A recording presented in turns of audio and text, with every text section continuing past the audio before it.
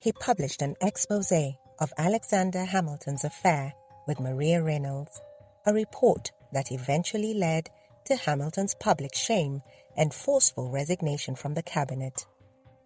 He also made a report accusing Thomas Jefferson of raping one of his slaves, Sally Hemings, an accusation that would haunt Jefferson for the rest of his life.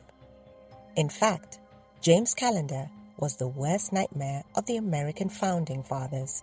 He made an enemy of the people in power, and when he struck to kill, until one day he was found dead on the banks of Virginia's James River under mysterious circumstances. What really happened to him? Who really was James Callender? And how did he become the most dreaded scandalmonger in the history of American politics? This is the story of the wild life and mysterious death of James Callender, the original American scandalmonger. If you haven't, please subscribe to our channel. Thank you for your support. Born in Scotland in 1758, James Callender was an informally educated man who was raised in poverty. As an orphan bard, he declared himself to be self-taught and set out to make a name for himself by writing books that were critical of British institutions, including the monarchy, in 1782 with the publication of Deformities of Dr. Samuel Johnson. 10 years later, he published the even more scandalous Political Progress of Britain. In this book, Callender harshly criticized the British government and institutions, then went so far as to make a case for Scottish nationalism. The writing caught the attention of President Thomas Jefferson, who took interest in Callender's work and offered him a job as the editor of the Richmond Examiner. Callender welcomed the opportunity, but his newfound fame didn't sit well with British authorities, who took offense to his scathing criticism of their government. Fearing arrest, Callender went into hiding in Ireland, where he remained for several years before immigrating to the United States in the spring of 1793. When he arrived, Callender declared himself a free man who could write and print whatever he pleased without fear of retribution, by saying it was the happy privilege of an American that he may prattle and print in what way he pleases, and without anyone to make him afraid. Callender wasted no time making good on his promise. He quickly secured a job as a congressional reporter with the Philadelphia Gazette, and soon after began contributing blistering anonymous attacks on Federalist politicians to the Philadelphia Aurora. With no holds barred, Callender audaciously attacked George Washington, Alexander Hamilton, and John Adams for their perceived corruption and questionable ethics.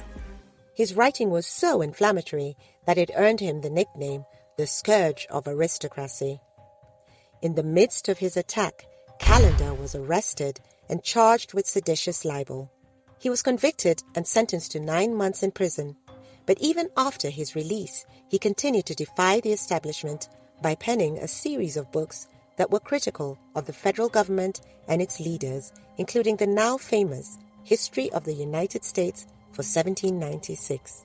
In this book, Callender wrote, "If ever a nation was debauched by a man, the American nation has been debauched by Washington, and that if ever a nation has suffered from the improper influence of a man, the American nation has been deceived by Washington." But Callender's most sensational attack came the same year when he caught wind of a rumor that Alexander Hamilton had had an affair with a woman named Maria Reynolds.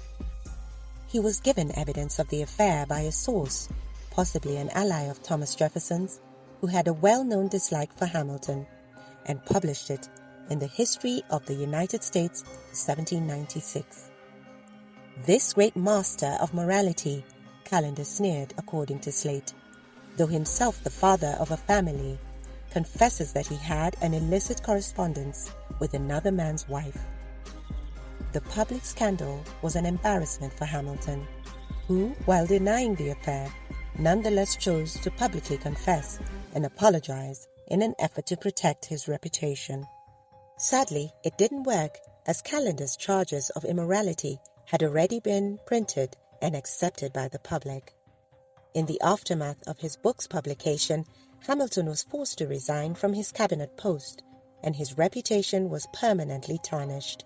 Callender, however, was not done yet.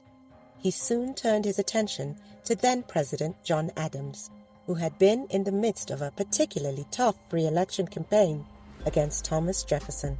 In a series of articles published in the Richmond Recorder, Callender branded Adams as a mentally deranged monarchist who schemed to place his own son, John Quincy, in power.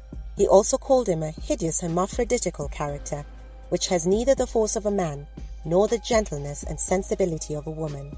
These words were too much for the Federalist-controlled Congress, who promptly passed the Alien and Sedition Act, which made it illegal to criticize the government or its leaders.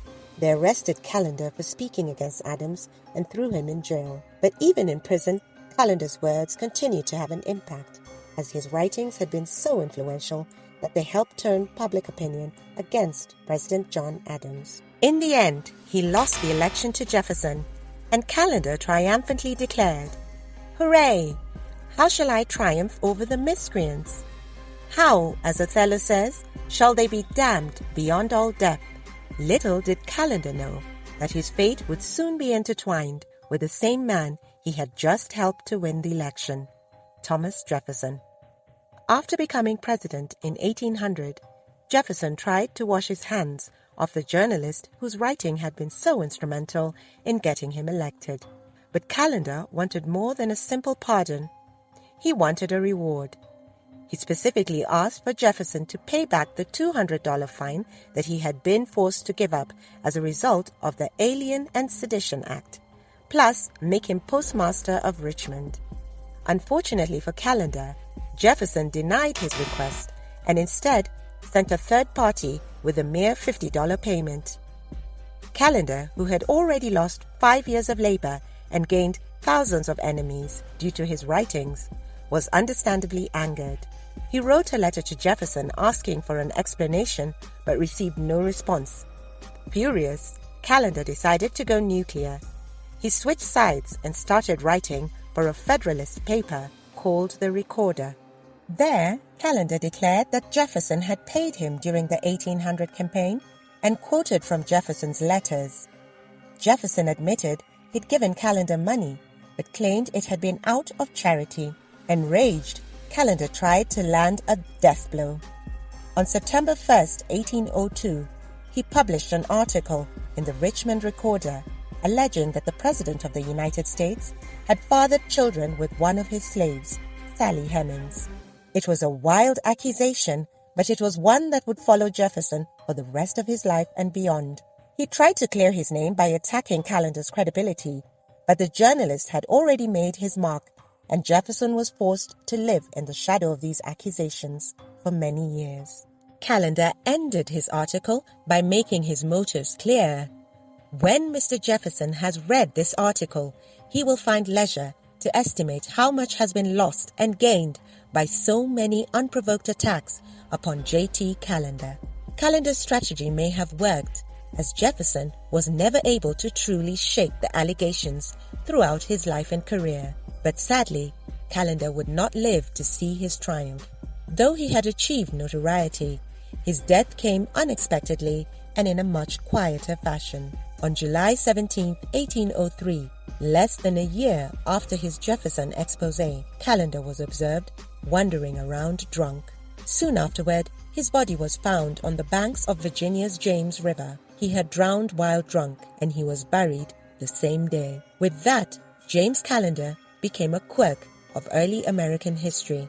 But in recent decades, Callender's memory has been revived. In 1998, his accusations against Jefferson were proven to be true when a DNA test determined that the president had in fact had children with Hemings. It was a vindication of sorts for Callender, and his legacy as a political provocateur was finally solidified. Despite the newfound respect for his work, Callender will always be remembered as a man who pushed the boundaries of truth and decency. He was a brilliant political player whose influence was felt long after his death, and he forever changed the landscape of American politics in ways that few people could have imagined. In many ways, James Callender was the original fake newsman. He may not have been the first to use lies and exaggeration as political tools, but he certainly was one of the most effective. Though his life ended in tragedy, Callender's legacy lives on. His fight against Jefferson and his willingness to push the boundaries of truth have been an inspiration for generations of journalists and activists who strive to reveal the ugly truths about those in power. In many ways, we owe a debt of gratitude to James Callender for showing us the power of fearless journalism. This is his legacy, one that will never be forgotten. Now, tell us what you think about James Callender in the comments below. Was he an admirable journalist or a dangerous provocateur? What do you think of his legacy today? Let us know your thoughts, and if you enjoyed the video, please don't forget to like and share. It makes a great difference. Thank you, and see you on the next one.